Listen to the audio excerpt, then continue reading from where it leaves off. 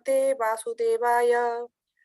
Narayanam namaskritya naram chaiva narottamam devim saraswati vyasam tato jayamudirayet. Nashtaprayesu abhotresu nityam bhagavata sevaya bhagavati uttama shloke bhaktir bhavati naistike.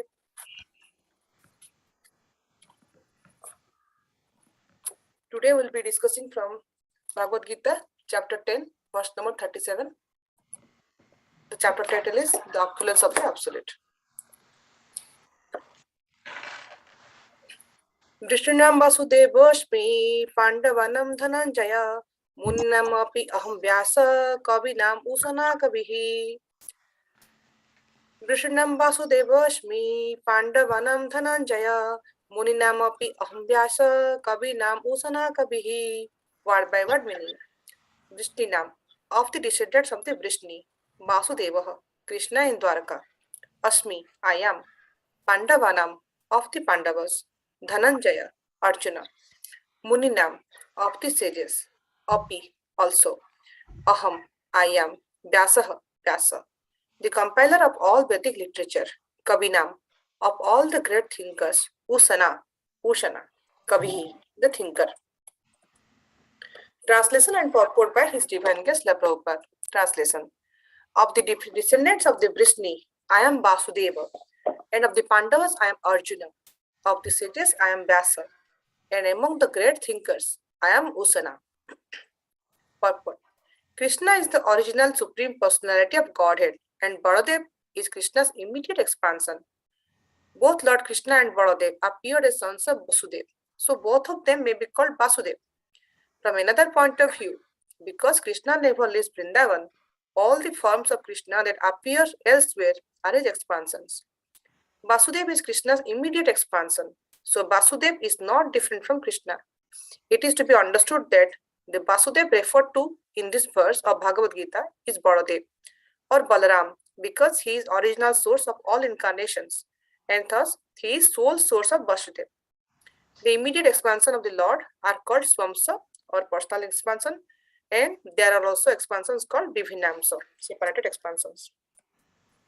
Amongst the sons of Pandu, Arjuna is famous as Dhananjaya. He is the best of men and therefore represents Krishna. Among the Munis or learned men conversant in Vedic knowledge, Vyasa is the greatest because he explained Vedic knowledge in many different ways for the understanding of the common mass of people in the age of Kali. And Vyasa is also known as an incarnation of Krishna. Therefore, Vyasa also represents Krishna.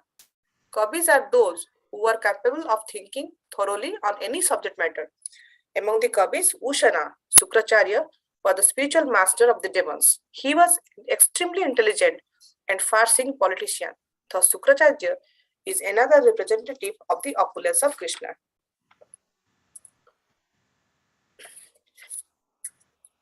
Om Jnana Timirandhasa Jnananjana Salakaya Chakshurumritam Yena Tasmai Sri Gurave Namaha Sri Chaitanya Manobhistam Sthapitam Yena Bhutale Swayam Rupam Kadamahyam Sudanti Swapadantikam Vandeham Sri Guru Sri Yuta Padakamalam Sri Guru Vaishnavamscha Sri Rupam Sagrajatam Sahagana Raghunathvitam Tam Sajivam Sadvaitam Savadhutam Parijana Sahitam Krishna Chaitanya Devam Sri Krishna Padan Sri Radha Krishna Padan Sahagana Lalita Sri Vishakhanvitam Cha He Krishna Karuna Sindhu Dina Bandhu Jagatpate Gopesa Gopika Kanta Radha Kanta Namastute Tapta Kanchana Gaurangi Radhe Vrindavaneswari Ushabhano Sude Devi Pranamami Hari Priye Vanchakalpa Tarubhyascha Krupa Sindhu Vacha Patitanam Pavanebhyo Vaishnavebhyo Namo Namo Jai Shri Krishna Chaitanya Prabhu Nityananda Sri Advaita Gadadhara Siva Sade Gaur Bhakta Vrinda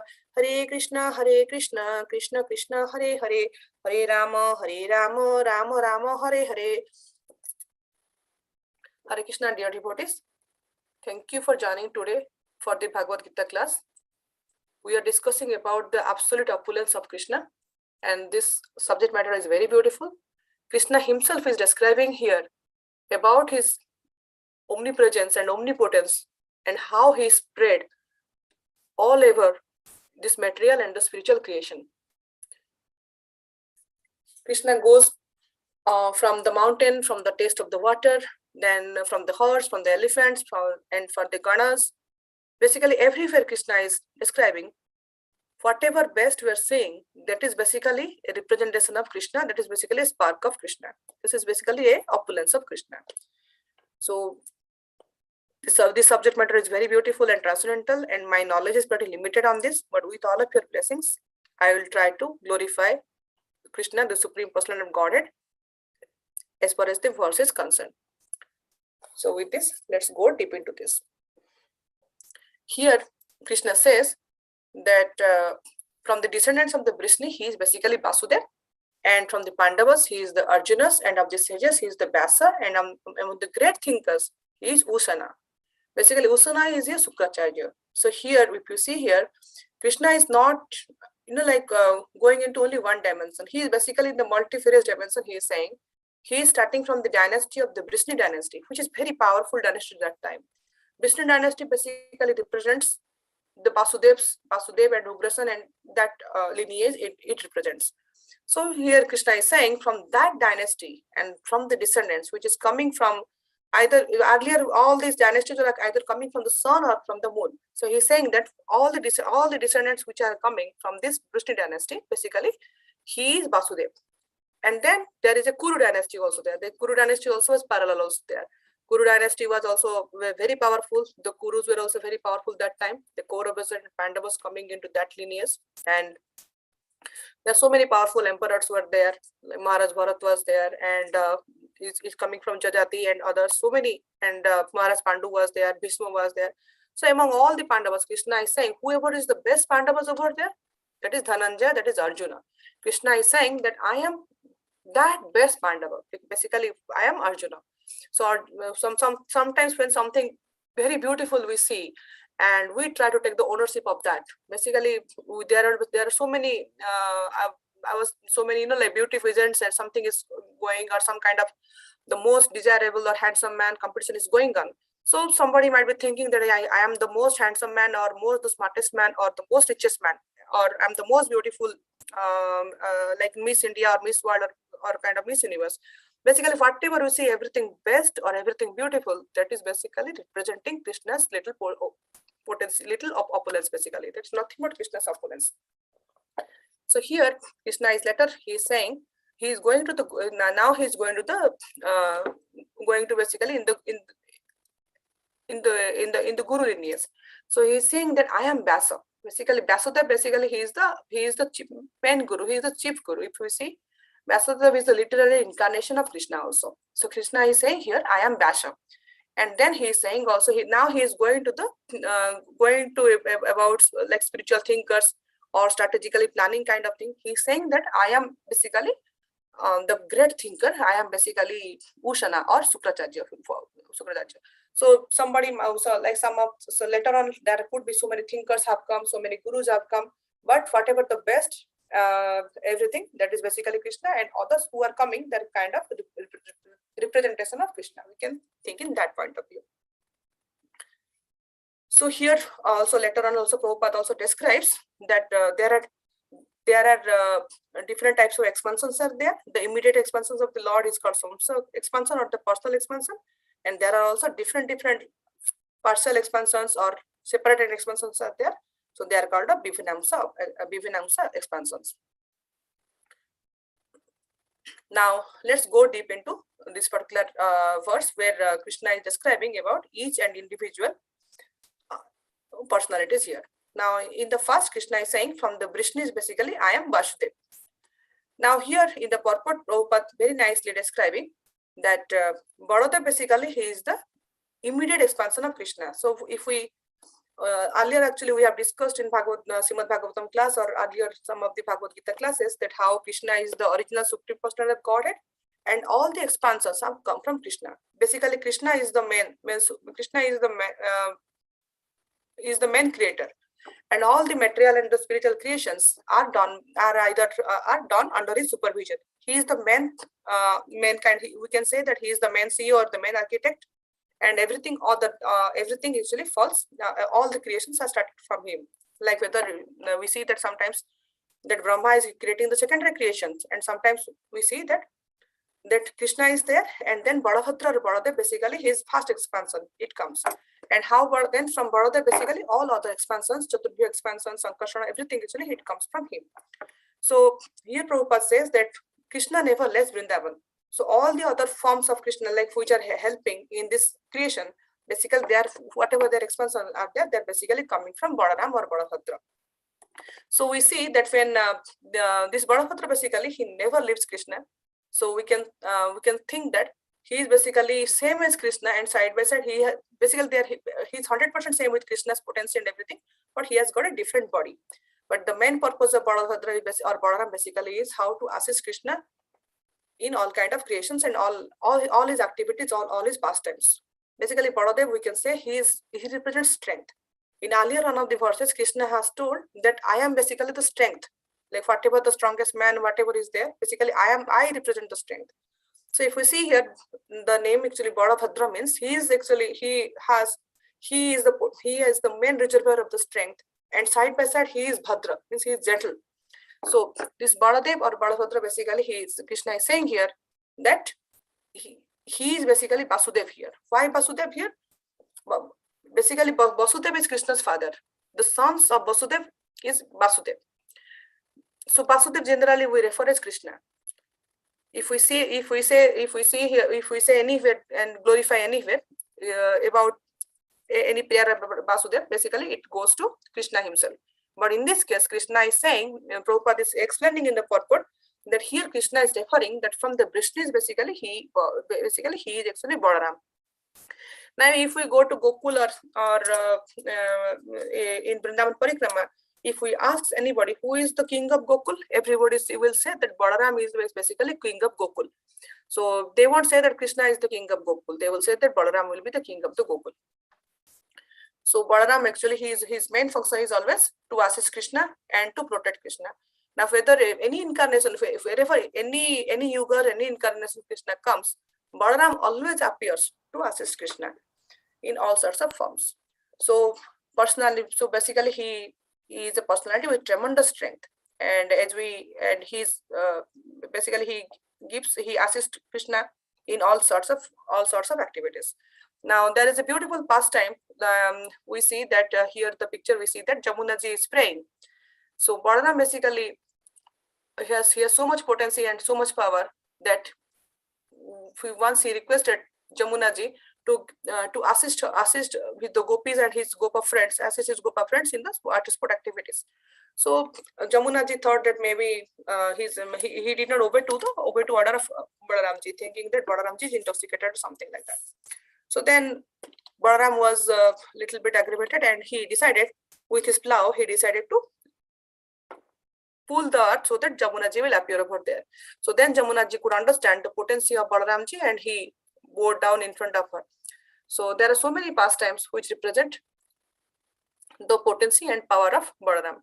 Also, Balaram represents the Adi Guru. Basically, he is whatever we worship the Guru and we worship our Gurus and our Guru's Guru. Everything is the main Guru. Actually, we represent. He represents actually basically Balaram. Basically, he is the Guru Tattva. We say that. So, Guru also means strength, and Guru also means heavy. So here, that's why Krishna is saying here from the Vrishnis, basically, I am Vasudev. That means he's talking about Balaram over here. So now let's go to the next one. The next one here, Krishna is saying of the Pandavas, basically, I am Dhananjaya. I am basically she's telling to Arjuna that of all the Pandavas, whatever we are seeing, basically, I am Arjuna. So let's go deep into the little bit about Arjuna. So you all actually are very much conversant about the potency of Arjuna. Arjuna basically was the third Pandava, and he is the son of Indra, and he is also son of Pandu and Maharani Kunti. And he's the best friend of Krishna, and he is also cousin of Krishna, and he's a good devotee of Krishna. And in Krishna also says that Arjuna is always very, very favorable to Krishna also. So Arjuna basically he is a very excellent archer. So there are so many instances. Guru Drona also was very, very favorable to Arjuna, and he could understand from a childhood age, Arjuna's glories could reach the sky. Arjuna will actually basically take his fame as a student. So Arjuna was very focused at his goal. So sometimes everybody will come and complain that Guru Drona was partial to Arjuna, but Guru Drona wants to prove that his point that Arjuna is actually best among the warriors. He decided to have a contest. So in that contest, there was a bird was there. The bird was sitting on the tree in a branch, and basically it's a wooden bird. Guru Drona kept on the top of the branch, and as you see in the picture over here.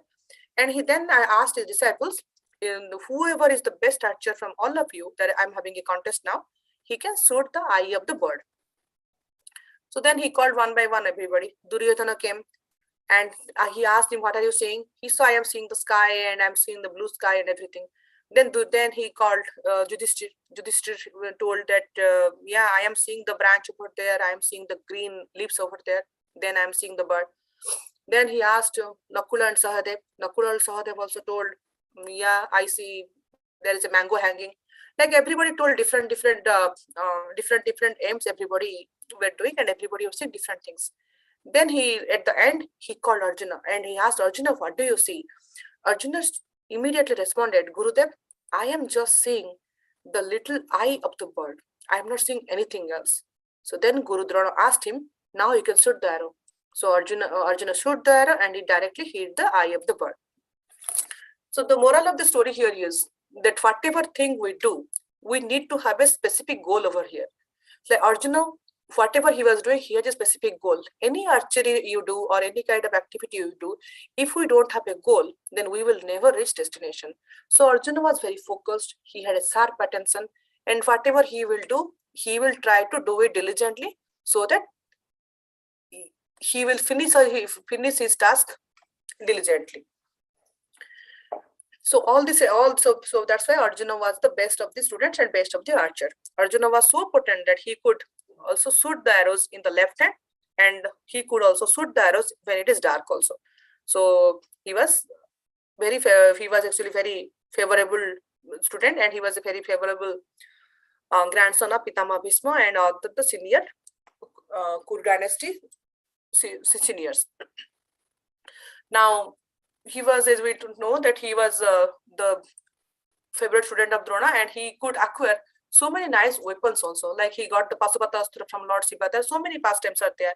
He got so many weapons from Indra, and he could invoke water, he could invoke fire, he could do so many things. So he was the best among the handling the weapons.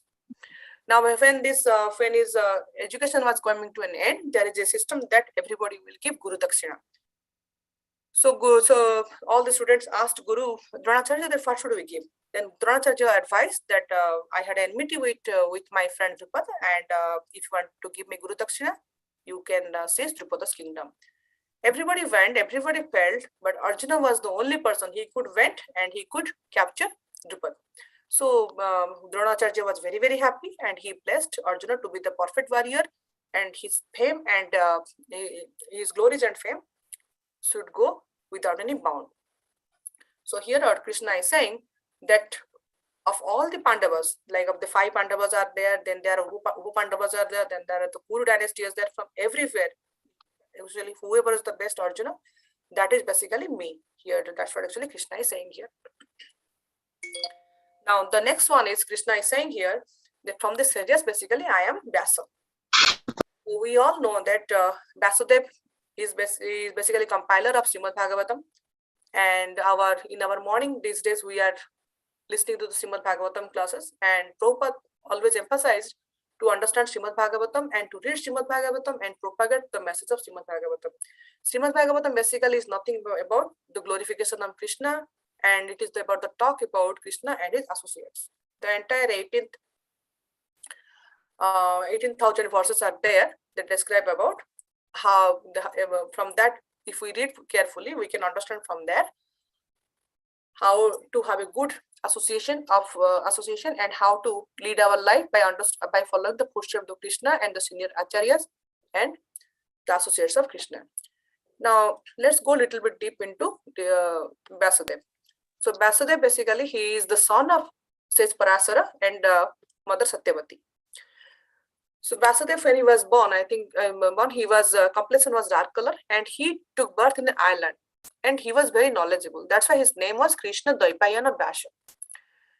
Initially, basically, the Veda was actually one single form, so it was very difficult to understand. So Vasudev's mission was basically to make the Vedas more understandable. So what he did, he divided the Vedas into 4 different parts, and that's why we tell him he's the compiler of the Vedas. That's why his name was Vedavyas. And our Acharya says that he is basically the literally incarnation of Lord Krishna.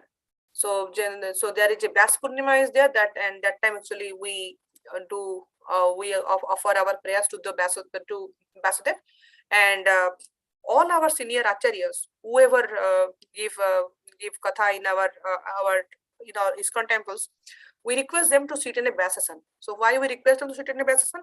Because they represent basically Vasudev. Vasudev is basically the foremost guru, and he is the representation of Krishna. He is basically literally incarnation of Krishna. If we see that Krishna has different types of incarnation, there are kind of 6 kind of incarnations. We see that there is Lila avatar, there is Guna avatar, there is Purusha avatar, there is Satyavasa avatar, there is Yuga avatar. So basically, Vasudev here represents the Satyavasa avatar of Krishna. Basically the Satyavasa avatar means the avatar is come with different potency. So Krishna in the form of Vasudev basically came with a literary potency. So here the Vasudev represents the literary incarnation of Krishna. We consider him as the father of all the Vedic literatures. So Vasudev basically he compiled the 4 Vedas. After that he compiled the Puranas. Then he wrote the Mahabharata. Then he wrote the Vedanta Sutra, all the Upanishads. After doing all these things, Vasudev was not 100% satisfied. So based on Narada's advice, he compiled the Bhagavad Puran about the Krishna's glories. So many literature. Like if somebody asks us to write one book, we think twice or thrice, and at the end we realize that's a Herculean task. Now, if we look at the profile of Vasudev, it is a tremendous work, and because of Vasudev, today we are assembling here, and we are talking about so many nice pastimes of Krishna, and we are understanding about it, and we are getting more and more conscious about the about the spiritual literature and about Krishna also. So here in this particular verse, Krishna says from the sages, I am Vyasa.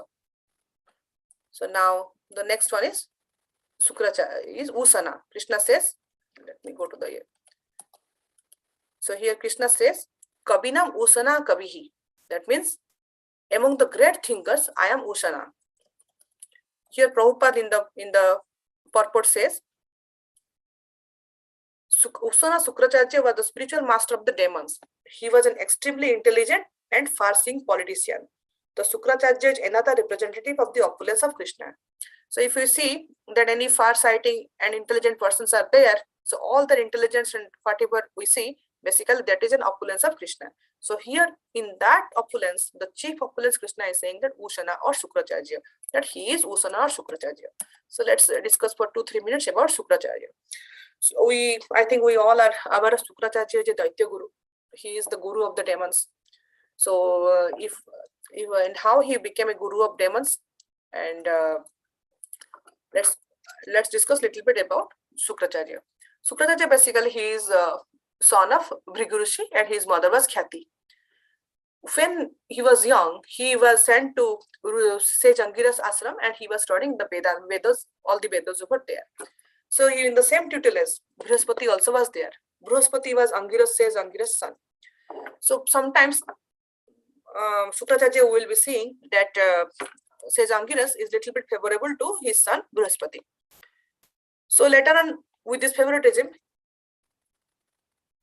Sukracharya was little bit worried, and he was little bit bothered, and he did not like it also. So in due course of time, Brihaspati was appointed the chief guru of Devatas. So that literally agitated Sukracharya, because Sukracharya also was equally powerful. But later on, Sukracharya took the post of the guru of Daityas, basically, and he was the guru of the demons.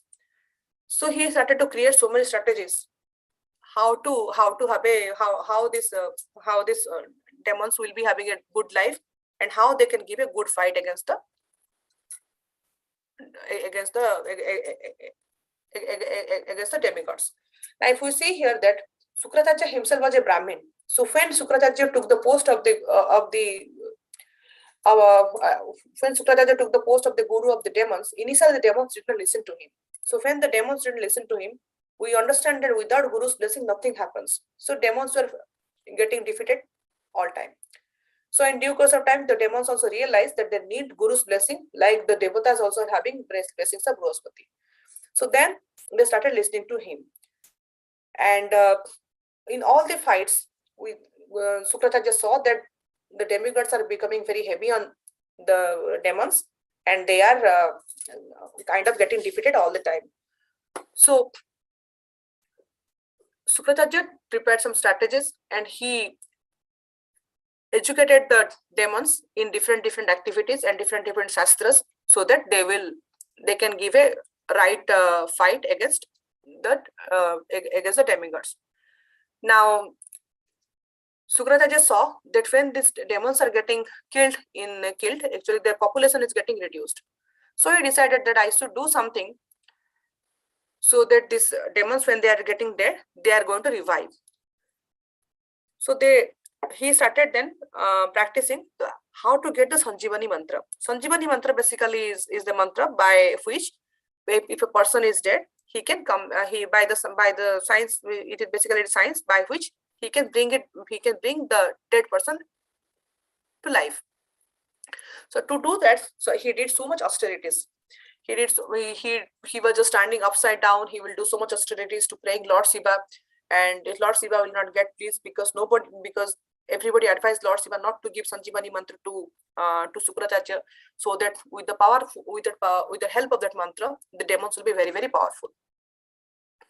But looking at Sukracharya's strong meditation and strong determination, Lord Shiva was forced to give him the Sanjivani mantra. So with that Sanjivani mantra's help, he was trying to revive the demons when they were dead. So now there's one good quality of Sukracharya is he was always very, very particular about his Guru Dharma. A Guru Dharma means what? The Guru will successfully educate a student, and he won't be partial to any student. So he was always above the bodily platform. Whether it is a Devata will come to him, whether it is a human form will come to him, whether it is a demon will come to him, he will educate everybody. We see sometimes the Guru becomes biased. This is not from my caste, and this is from I am not getting benefited here, so he won't teach. But Sukracharya was not like that. He was beyond the boundaries actually. So once what happened that Brihaspati's son Kacha, he came to understand the Sanjivani mantra. Basically, all the demigods requested Brihaspati that Sukracharya is in the lineage. Everybody they know the Sanjivani mantra, but we don't know it. So we also need to understand that. So Brihaspati advised his son Kacha to become a student of Sukracharya. So just we can see here the contradiction here. Kacha basically is coming from the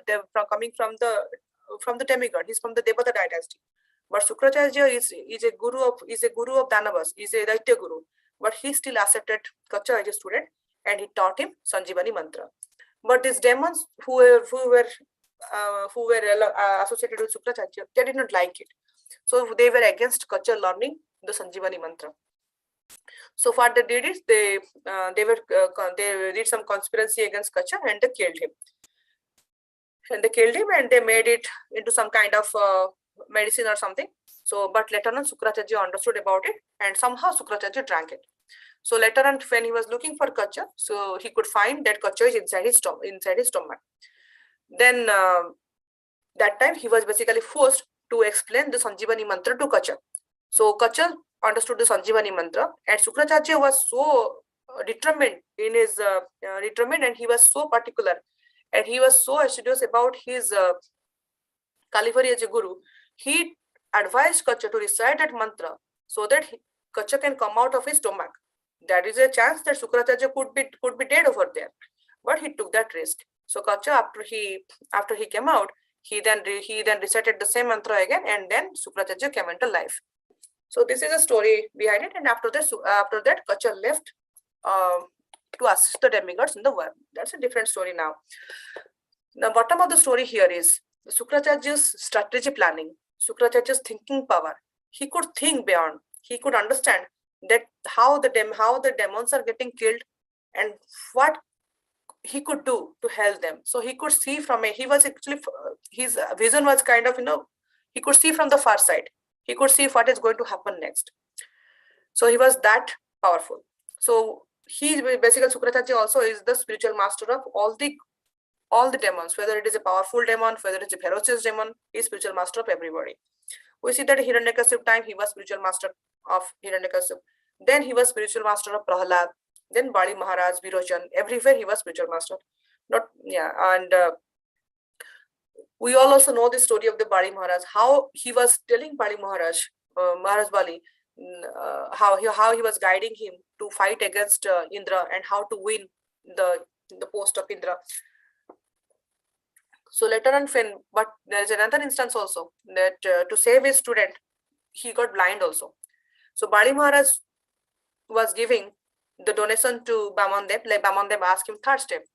So Sukracharya could understood that he is Swayam Krishna himself, he is Trivikrama and Krishna himself. So he was educating Bali Maharaj not to do this. But Bali Maharaj is hell-bound because Supreme Personality of Godhead Krishna has come to him for donation. Now Bali Maharaj, to save his disciple, he went and sat inside that Kamandalu on which Bali Maharaj will do oblation or offering. But Bamandev basically took a straw and poked it, and Sukracharya became blind.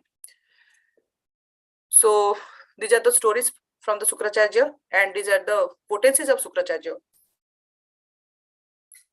So till today, if we consider any chief gurus, so Sukracharya also come in that. Any good any thinker, any foresighted person, if we analyze, Sukracharya always comes over there. There the Sukracharya rules books also is there. Niti Shastra is there. So in the earlier days, people used to follow that. So here Krishna says that among the good thinkers or the Kabis, basically I am Usana or I am Sukracharya. So this chapter 10, basically Krishna says here about all the different types of opulences, and Krishna is showcasing Arjuna that whatever opulences, whatever austerities, whatever strength, anywhere he is seeing, even the cheating or even the gambling, whatever we are seeing anywhere, everywhere, that is actually Krishna. So Krishna is all pervading, and Krishna is everywhere, and Krishna is absolute, and Krishna is transcendental. There is nothing more than Krishna, and nothing we cannot imagine in there somebody is having more wealth, more beauty, or more strength than Krishna.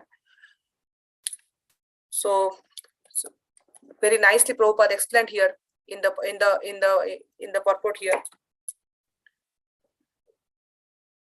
that of the descendants of Vrishni I am Vasudev, and of the Pandavas I am the Arjuna, and of the sages I am Vyasa, and among the great thinkers I am Usana.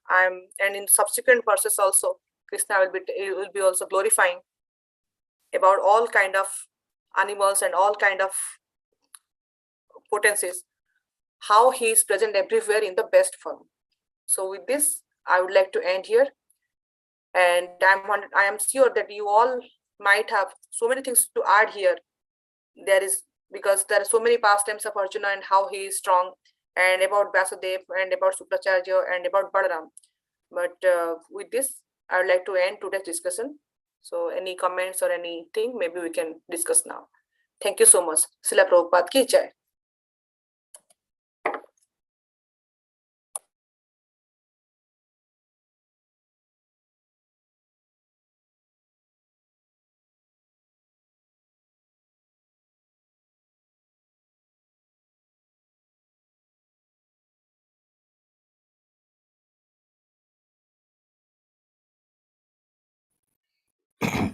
Hare Krishna Mataji, thank you so much for a nice lecture. This is Vrishabhanu Dasa. I just typed on the chat. You said Krishna never leaves Vrindavan. Then which form of Krishna spoke Bhagavad Gita?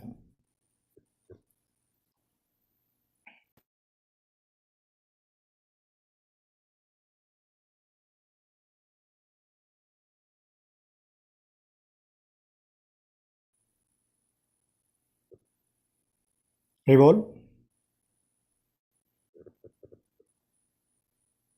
Revol, are you able to hear me?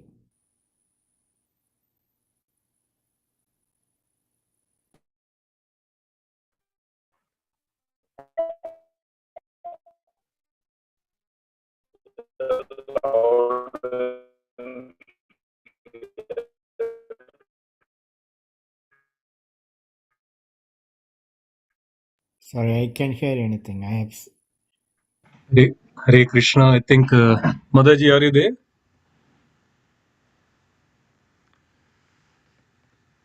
Looks like don't see the video. Prem Sarovara Motherji.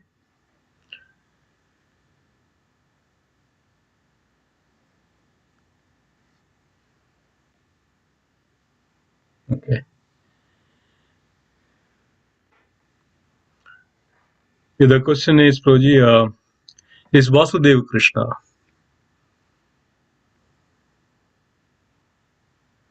Vishwanu Prabhu, are you there? Yes, Prabhu. So it Yeah, means it's the Chatri Veshadhari, is that right? it's a Vasudev Krishna. Yes. Okay, Prabhu. Thank you. Hare Krishna Prabhu. Sorry. Yeah. Yeah. Yeah. Basically, it's sorry. Actually, some problem was in my yeah. Basically, if we see, there are two forms of Krishna here. One is Nandanandan Krishna, and there is another is Vasudev Krishna. So there's a beautiful book of Mathura meets Vrindavan. It's written by His Holiness Govind Maharaj. So you can, in that book, Maharaj very nicely describes this line that Krishna never leaves Vrindavan. He says by beautiful line that even one step also he doesn't moves out of Vrindavan. Basically, there are two. We can understand from the Acharya's point of view. There are two forms of Krishna. One is the Nandanandan form of Krishna, who is holding a flute, and there is Vasudev Krishna, like Vasudev's son Krishna, Vasudev and Mother Devaki's son Krishna. So that is Vasudev Krishna. Basically, these two form of Krishna merge together, and again Nandanandan Krishna stays back in Vrindavan, and the other Vasudev Krishna, he goes out.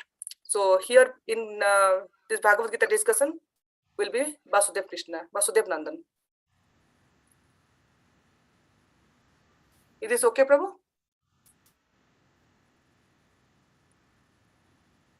Thank you, Mataji. Appreciate it. Hare Krishna.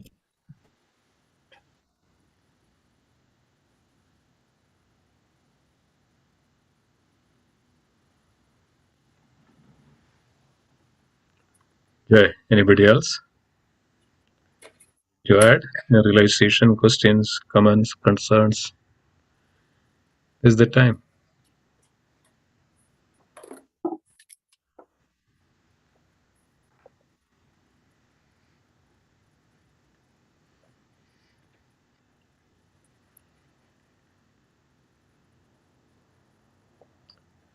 Wow, nothing else?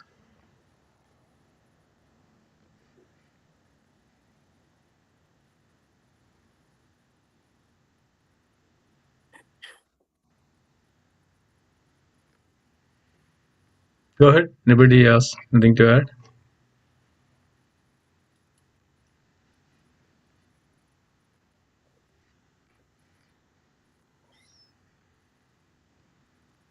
No comments?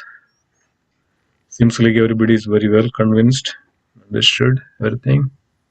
It's very great. Thank you, Mataji. Such a wonderful class.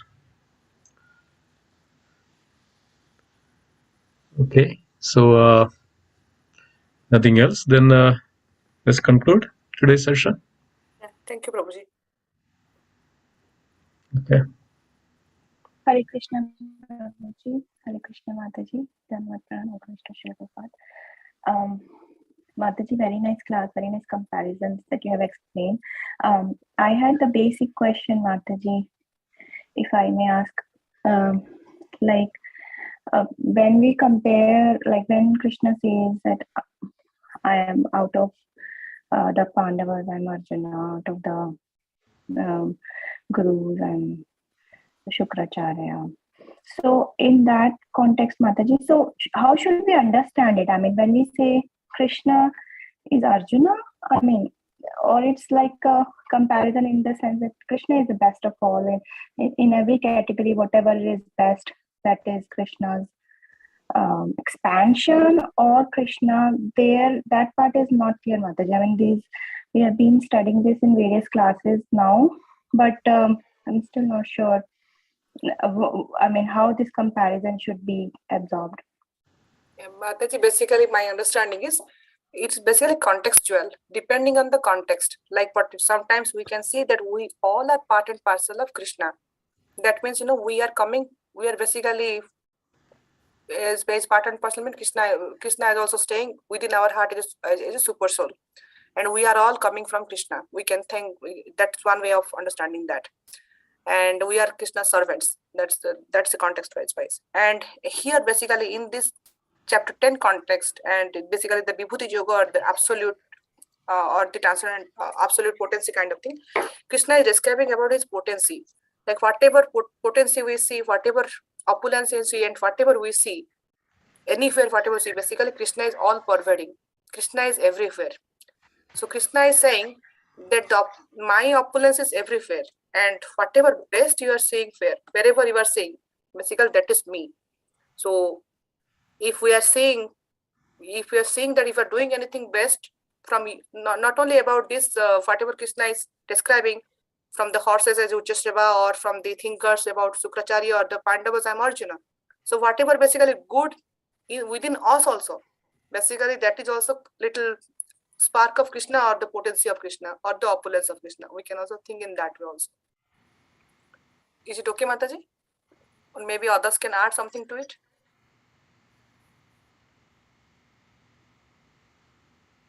Yes, Mataji. So basically, it's like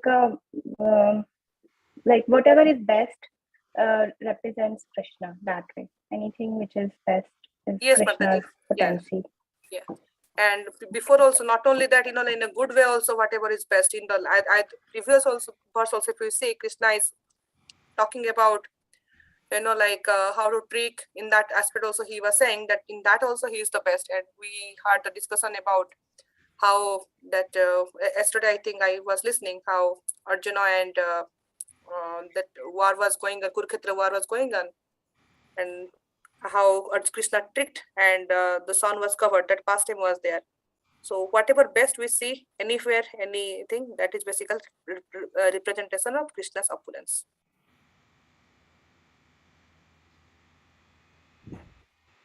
Thank you, Mataji.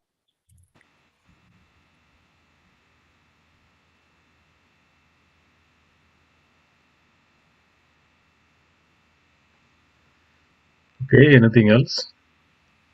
Anybody else?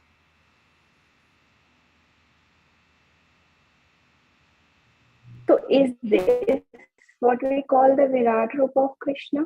Is this the Virat Rup, or we will study further about it?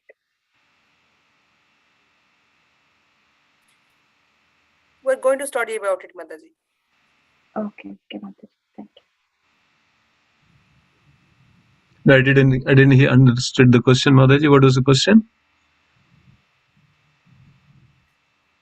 Prabhuji, I was just asking, I had an understanding that chapter 10 explains the Virat Rup of Krishna.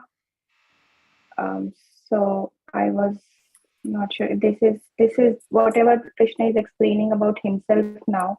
Is this identical to his Virat Rup, or that is separate? Yeah. I think that's separate.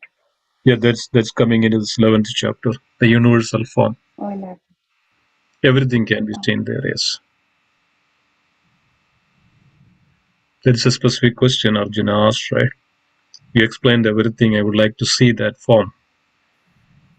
So Krishna showed that universal form. Yeah, that's coming. That's 11th chapter. Okay. Anything else? Hare Krishna Prabhuji. Dhanur from all. Do pranam. All goes to Srila Prabhupada. Very Jai. nice class, Mataji. Especially slide, Mataji. I don't know how much effort Mataji put to slide. Very attractive, the slides and explanation. So, Mr. Prabhuji, adding the question top up. I think it's on mute, Prabhuji. I think by mistake or something you are on mute. Jagadish Singha Prabhu? Yeah, now you okay, Prabhuji? Yeah. Like we see how the Sukaracharya even knows that the Krishna, he the Vishnu himself, but telling to what the name, Prabhuji, I forget that. Ushana. No, his disciples. Maharaj Bali. Talking about Yeah, that? Bali Maharaj. Yes. He was saying that don't give to anything because he will take you everything.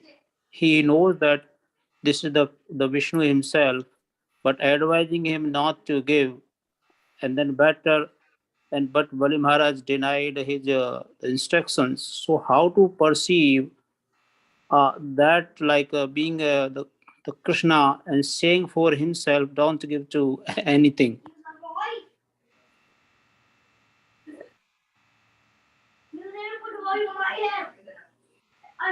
The question to whom? From Sarovara Mataji? Yeah, I'm just adding her to perceive that the Krishna says that I'm everything, I am the Shukracharya among the sages.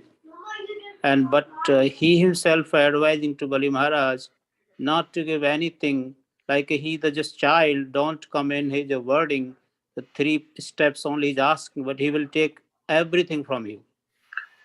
Yeah, I think we should understand the context, Proji, here, because of Krishna says that among the Kavis, among the great thinkers, I am Shukracharya.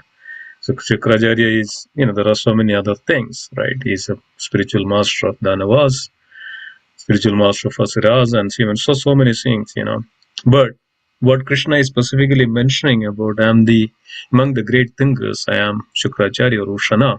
That's what it is. That's the point we need to take here.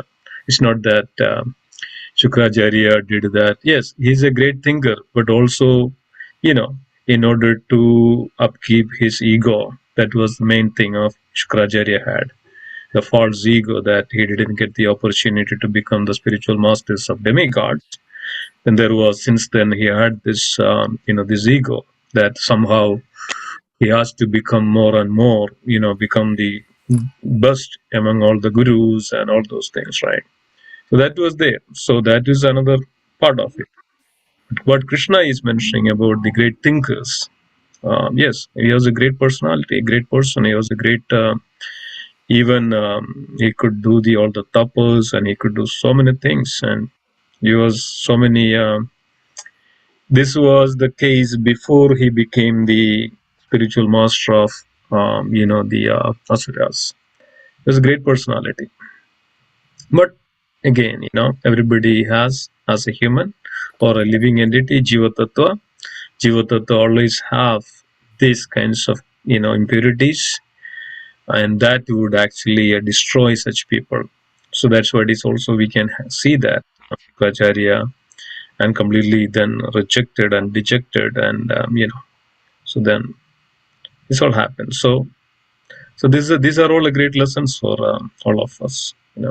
Even though it is Bali Maharaj dejected and rejected this own spiritual master because of it was not appropriate. And Srila Prabhupada writes in the commentary, if any spiritual master goes against the will of the Supreme or against the Supreme, and the disciple has the right to reject and deject such spiritual masters. So that's what Bali Maharaj did. And yeah, so these are all great lessons for all of us. Also, Prabhu, this entire chapter 10, it is not Krishna himself. He's talking about his powers and his energies, and he's making parallels. So when Krishna says that I'm shark, doesn't mean that he's shark. Or when he makes a comparison to Shukracharya or to Arjun or to anybody else, Krishna is Krishna. So in the Bhagavad Gita notes by His Grace Gauranga Priya Prabhu, this particular point he has raised. So for example, Srila Vidyabhushan, What is the Acharya's name, Prabhu? Baladev Vidyabhushan. Baladev, thank you. Srila Baladev Vidyabhushan. He says that I'm Parshurama. Of all the weapon wielders, I'm Parshurama. So I'm Rama, sorry. So it's not Rama as in Ramchandra. It is Parshurama, who's a Shaktavesha avatar. So like this, the understanding is the entire chapter 10 is for us to look at things and then be reminded of Krishna. So the point which earlier Prabhu made is that as himself, he warned against himself. Shukracharya told Bali Maharaj, don't listen to him. So it's actually amongst these great thinkers, he's the so you see a great thinker, we understand that's again a potency of Krishna.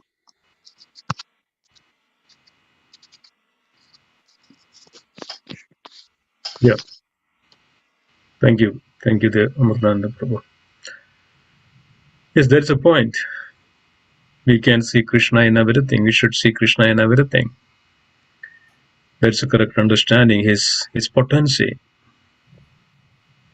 in everything, his external energy in everything, his expansions, everything that, as always we say that there are only two things, Krishna and Krishnas. Krishna is there and everything else is Krishna's because of his potency, his energy, everything. But it's act differently, isn't it? Depends on when it comes to Jiva, when it comes to Vishnu Tattva, when it comes to the Jiva Tattva, when it comes to Shiva Tattva, when it comes to the Shakti Tattva. See that how it's all connected? In an act and behave in a different way, but same potency.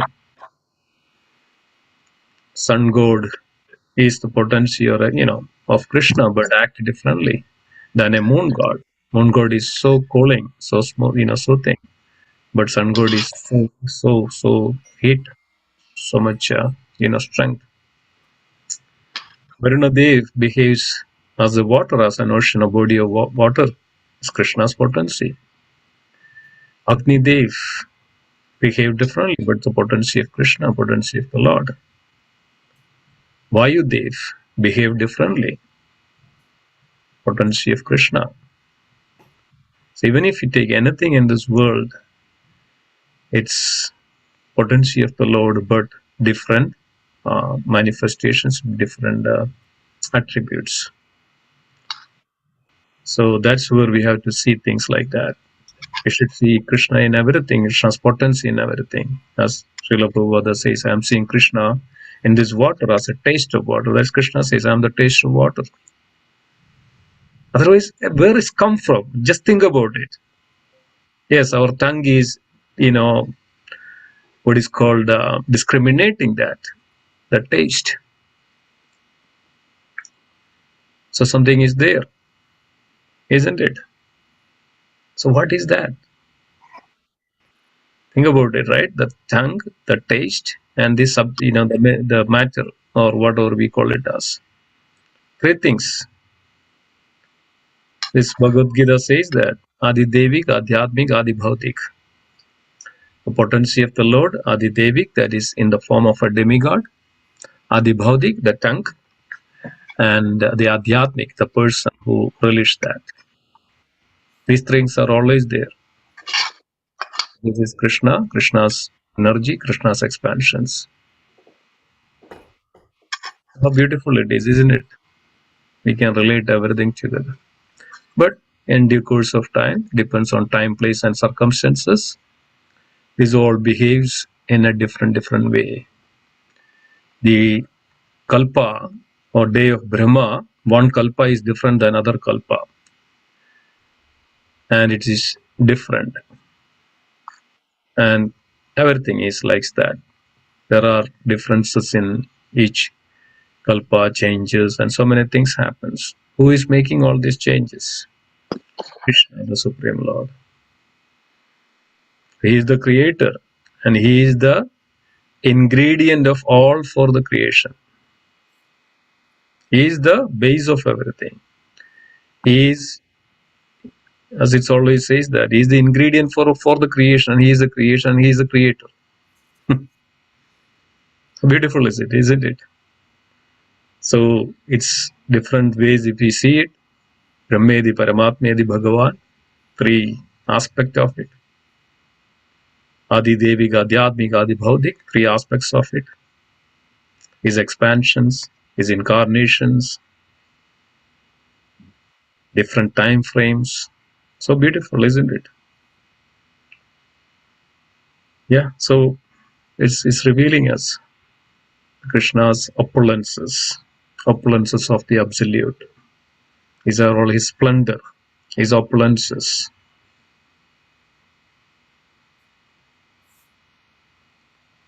Yep, okay, wonderful.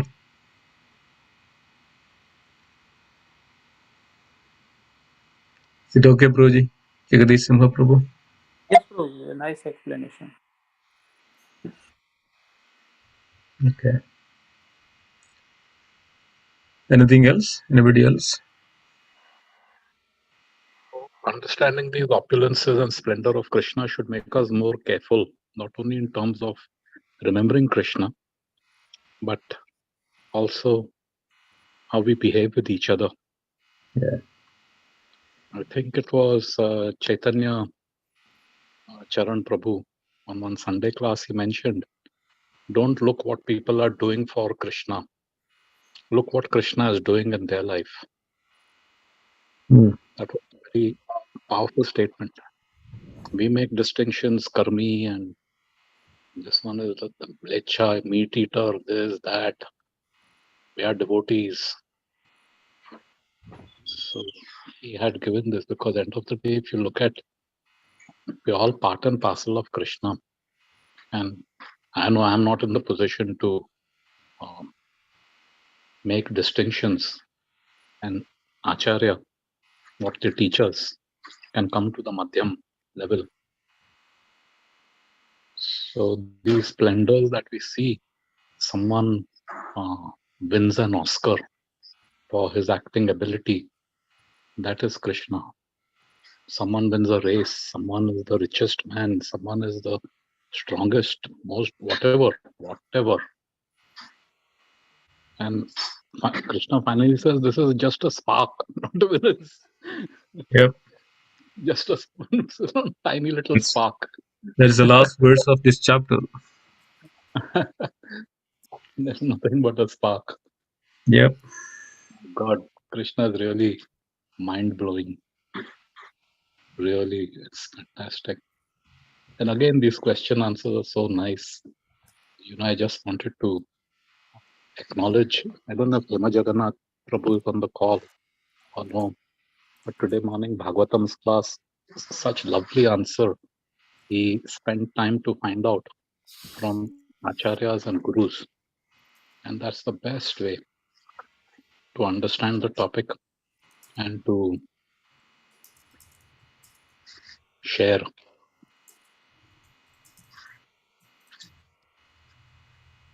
Really, these sanghas are wonderful. Thank you, Sameshwar, for Prabhu, for this Bhagavad Gita. Thank you all. Wonderful devotees joins. And that's, we can see that, how much enthusiasm, determination, and patience they have. They like to hear from Bhagavad Gita, Srila Prabhupada. They have such a devotion devotees have. So that's very, very inspiring. So that's what is actually, it's moving, keep moving, devotees, Sangha, devotee association. Thank you so much for joining, and please do so every day. This is, we'll see, that's what it is always, we'll see the other side of it. Now we can't see it, but by the association of the devotees, by hearing from Srimad Bhagavad Gita, Srimad Bhagavatam, we can definitely see the other side of it.